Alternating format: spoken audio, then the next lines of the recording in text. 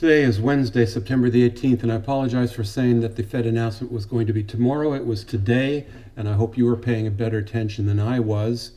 Remember that I'm like 70% cash, so I was expecting a non-event.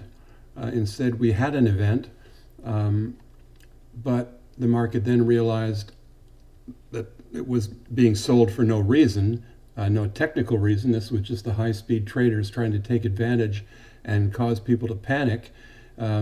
Cooler heads prevailed, and we ended up flat with the day before in the Dow, with the volume that we're used to seeing. NASDAQ had a little bit higher volume than we're used to seeing, back to relative volume, and the S&P was just a little bit lower, but all of the markets recovered and finished off essentially flat with yesterday.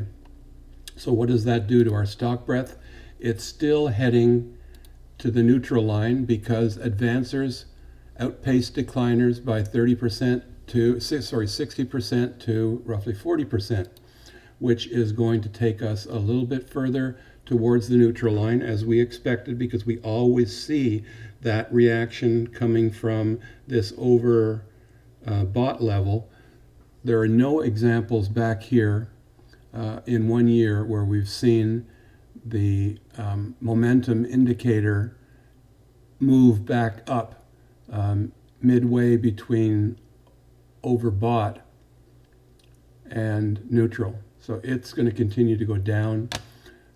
Let's look at the charts now. There we go. The S&P. I said the S&P was going to go down, didn't I, on Friday? And yet we've had a day that was up, on Monday. And we've had a day that was up, and today that was this hammer kind of day. So hammers can signal a reversal, and we could go down tomorrow. It's also a show of strength, right, where the selling gets overdone. We came back to touch this neckline again. That neckline has been really, really important for us ever since it was established. What can we say about tomorrow?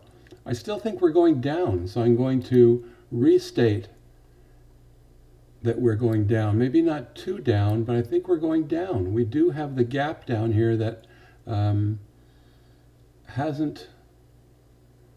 I'm going to have to look at that gap a little bit more. I said I would do that yesterday. Let me see if I can't get this visibility here to orientation. Move to the front. So there's our gap. We have not filled the gap, and we have a flat cloud down here. Now it's going up 20 days out.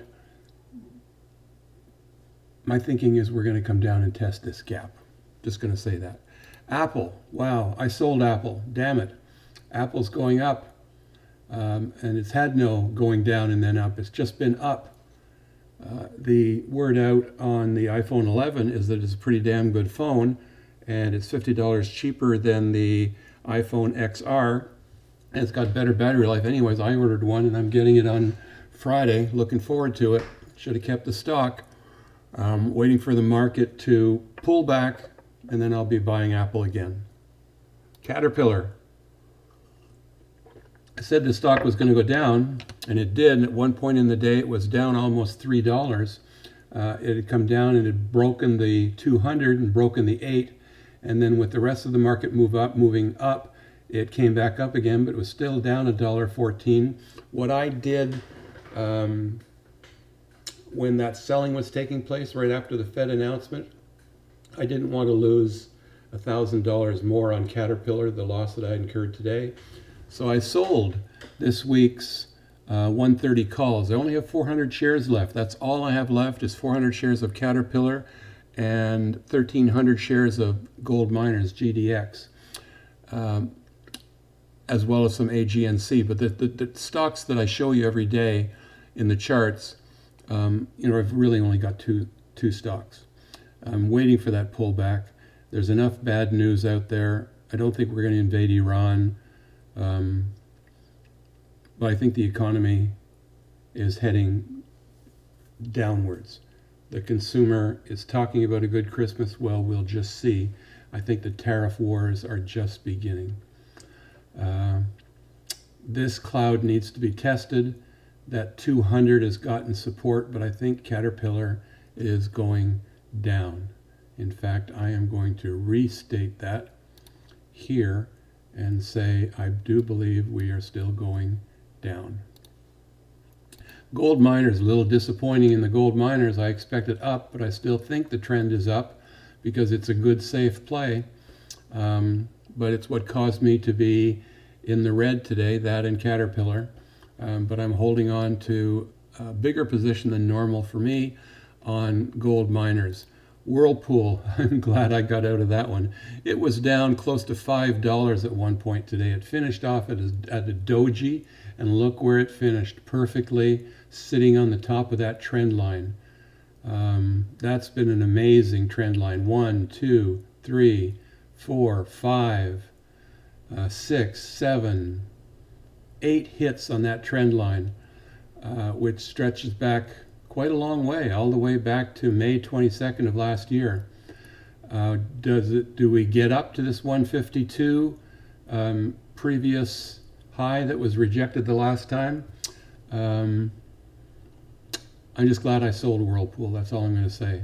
I want to get back in, and I'm going to get back in when it tests the cloud some point in the future. Snap, if you bought it yesterday, you're up 7 cents. I didn't buy it. It's not the kind of stock that I like. I like something with some tangible goods. And of course, Snap isn't subjected to tariffs or anything like that, but I just like hard goods kind of companies.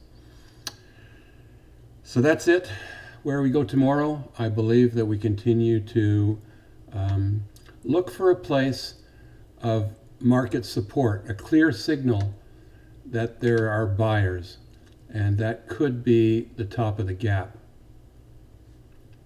I think we're going to be rewarding those people who are sitting on the sidelines, because that's what I'm doing. Hopefully.